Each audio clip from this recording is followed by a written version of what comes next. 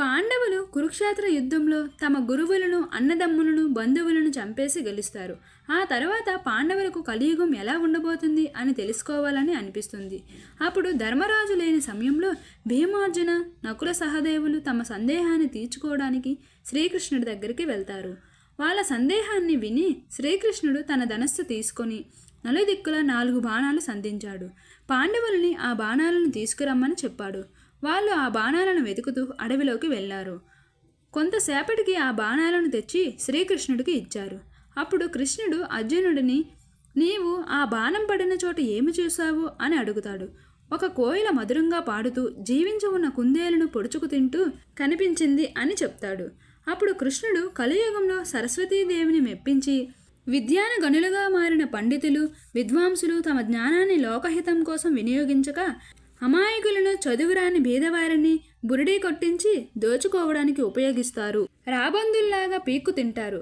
అమాయక ప్రజల యొక్క బలహీనతను ఆసరాగా తీసుకుని వాళ్ళని మోసం చేస్తారు అని చెప్పాడు. ఈ రోజుల్లో జనాల నమ్మకాలను ఆసరాగా తీసుకుని వాళ్ళని మోసం చేస్తున్న ఎందరో బాబులు ఉన్నారు. శవాలకు కూడా వైద్యం చేస్తున్నట్టుగా నటిస్తూ జనాల బలహీనతను వాడుకుని డబ్బు లాక్కుంటున్న ఎందరో డాక్టర్లు లేకపోలేదు. ఆ తర్వాత భీముడు 5 బావులను చూశానని, అందులో చుట్టూ ఉన్న 4 బావులలో నీళ్లు పొంగి ప్రవహిస్తున్నాయని, కానీ మధ్యలో ఉన్న బావిలో చుక్క నీరైనా లేదని చెప్తాడు. ఏంటి ఈ ఒక్క బావిలో మాత్రమే ఒక్క చుక్క కూడా నీరు లేదు?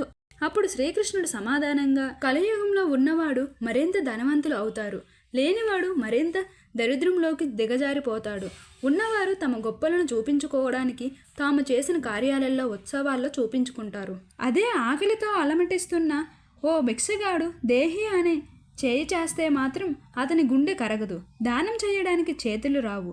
అందుకే చుట్టూ ఉన్న బావులు పొంగు పొర్లిపోతున్న, మధ్యలో ఉన్న బావి మాత్రం వాడిపోయింది అని శ్రీకృష్ణుడు సమాధానం ఇచ్చాడు. భారత సంపదలో 73% ధనం, 10% సంపన్నుల దగ్గర ఉండగా మిగతా 90% జనాల దగ్గర కేవలం 27% మాత్రమే ఉందని ఒక సర్వేలో వెలువడింది. ఇందుకు ప్రత్యక్ష సాక్ష్యం నకులుడికి బాణం దొరికిన చోట ఒక ఆవును తన దూడపై అతి ప్రేమను చూపిస్తూ నాలుగుతో నాకుతూ ఉంది. అది ఎంత ప్రేమతో నెమరుతుందంటే ఆ దెబ్బకు ఆ లేగదూడకు గాయాలయ్యి రక్తం కారుతుంది. ఏమిటి ఈ విపరీతమైన ప్రేమ అని నకులుడు శ్రీకృష్ణుడిని అడిగాడు.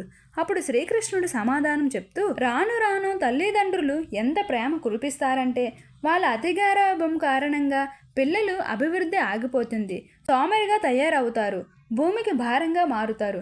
శ్రీకృష్ణుడు నకులుడికి జీవిత సత్యాన్ని బోధిస్తూ, కొడుకుపై తల్లిదండ్రులకు ఎలాంటి హక్కు ఉండదు, అతని భార్యకి ఉంటుంది, అలాగే కూతురిపై ఆమె భర్తకి ఉంటుంది, ఆ శరీరంపై చావుకు హక్కు ఉంటుంది, ఆత్మపై పరమాత్మకి హక్కు ఉంటుంది అని శ్రీకృష్ణ పరమాత్ముడు చెప్పాడు.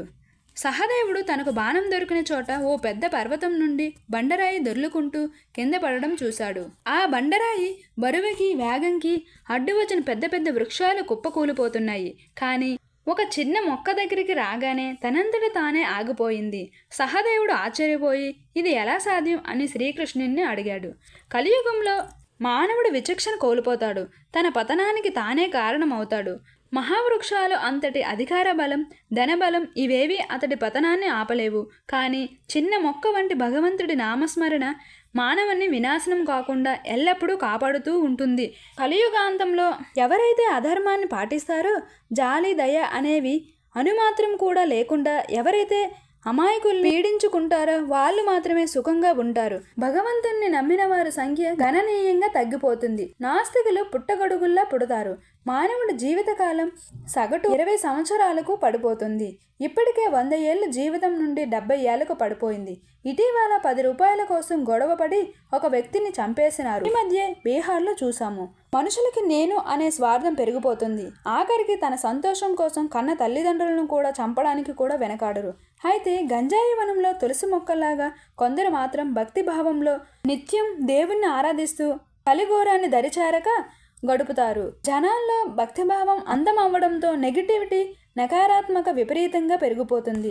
డబ్బు రాజ్యమేలుతుంది. కలియుగంలో 5000 సంవత్సరాల తర్వాత గంగాదేవి శాశ్వతంగా ఎండిపోతుంది.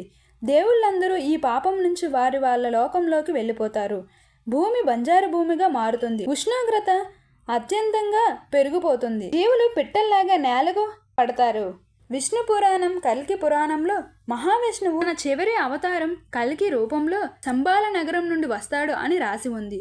శంబాలలోను నివసిస్తున్న విష్ణు యశస్సు అనే బ్రాహ్మణుడికి కల్కి జన్మిస్తాడట. వీరు ఖడ్గం ధరించి తెల్ల గుర్రంపై స్వారీ చేస్తూ దోపిడి దొంగలను సంహరించి సత్యయుగాన్ని స్థాపిస్తాడట.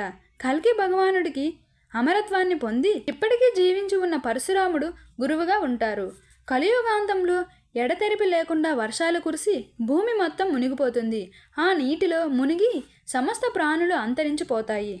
కలియుగాంతంలో కూడా కామక్రోధ మద మాత్సర్యాలను దరిచేరకుండా భగవంతుని భక్తిలో లీనమై సన్మార్గంలో గడుపుతారో వాళ్ళు మాత్రమే సత్యయుగంలో ప్రవేశిస్తారు. అందుకే మన పెద్దలు ఏ చిన్న అవకాశం దొరికినా దేవుడి పూజలు యజ్ఞయాగాలు చేసేవారు. కలియుగం ప్రభావం నుండి మిమ్మల్ని మీరు కాపాడుకోవాలంటే దేవుడి సన్నిహిత్యం ఒక్కటే మార్గం అని పురాణాలు చెబుతున్నాయి. ఈ వీడియో కనుక నచ్చితే జస్ట్ ఓ లైక్ చేయండి చాలు. మీ యొక్క లైక్ మాకెంతో స్ఫూర్తినిస్తుంది. జై శ్రీకృష్ణ అని కామెంట్ చేయండి. Thanks for watching.